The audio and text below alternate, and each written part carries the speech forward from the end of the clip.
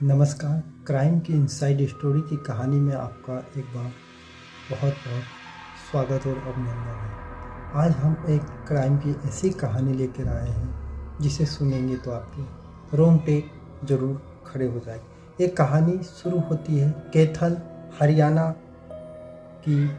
नशे की लत और हैवानियत का एक ऐसा चेहरा सामने आया जिसे सुनकर किसी का भी दिल दहल जाए। चंदाना गेट इलाके के रहने वाले अरुण ने नवरात्र के बहाने सालू अपने मायके बठिया में थी। अरुण ने कुल देवी की पूजा के बहाने उसे घर बुलाया। सालू को क्या पता था कि नवरात्र की ये पूजा उसकी आखिरी यात्रा साबित होगी। शनिवार सुबह अरुण ने अपनी सास को फ़ोन किया और ठंडे दिमाग से बोला कि बेटी को मार दिया हूँ।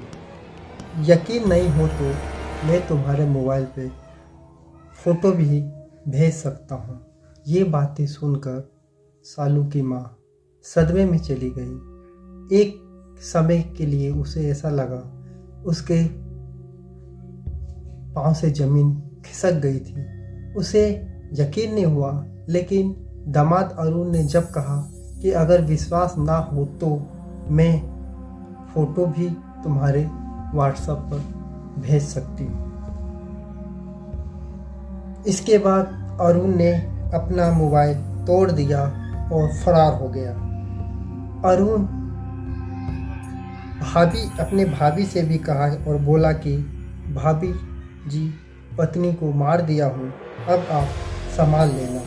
इस मामले में शहर थाना SHO गीता ने इस हत्या के केस दर्ज कर लिया है। फोरेंसिक टीम जांच भी कर रही है और फरार अरुण की तलाश में लगातार दबिश भी दी जा रही है।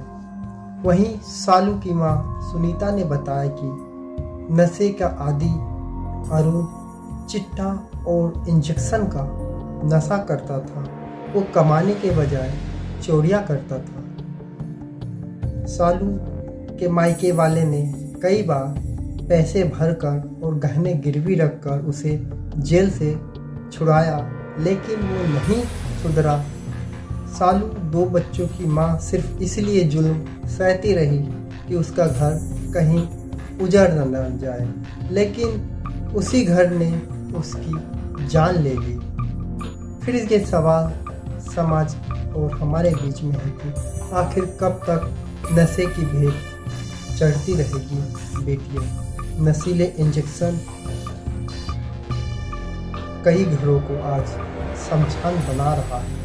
क्या प्रशासन इन नशा तस्करी की कमर तोड़ने में नाकाम रही है क्या?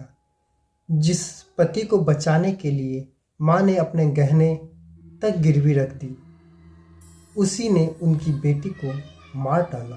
क्या ऐसे नर पिशाच जीने का हक है क्या? क्या हमारी बेटियों को ये सीखना जरूरी नहीं है कि पहली मार का ही विरोध करना जरूरी है? क्या ऐसे दरिंदे के लिए कानून में कोई ऐसी सजा है जो पीड़ित परिवार को जख्मों पर मलहम लगा सके?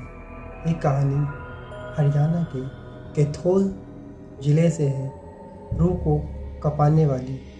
इस समय नवरात्रि का पर्व चल रहा है। उसी बीच अरुण ने नवरात्रि पर्व में ही अपनी पत्नी को मारने का एक साजिश रचा। साजिश के तहत उसने कुल देवी की पूजा के बहाने अपनी पत्नी को मायके से बुलाया और उसे मार दिया। ये आज की कहानी थी। इस तरीके से 2 बच्चों की माँ को अरुण ने मार दिया और उसकी माँ को फ़ोन किया, कहा कि तुम्हारी बेटी को मार दिया गया है। अगर विश्वास ना हो तो MFSU टीम को हमने मौके पर बुला लिया, परिजनों को सूचित कर दिया, उनके आगे सारी ये कार्रवाई कहानी बाकी हम बनाई। हमें सीख देती है अभी प्रथम दृष्टया देखने में यही लग रहा भरोसा है नहीं किया जा सकता। घर वाले नहीं करे, वो परिवार का सदस्य क्यों ना, बाकी अपनी पत्नी मृतक क्यों सालू ना, है, या ये फिर 30 कम से कम 30-32 साल के करीब है। किसके दिमाग में पति का नाम किसके है अरुण, साजिश चला आ रहा है और वाल्मीकि बस्ती मौका है, मिलते से चंदाना गेट। साजिश के तहत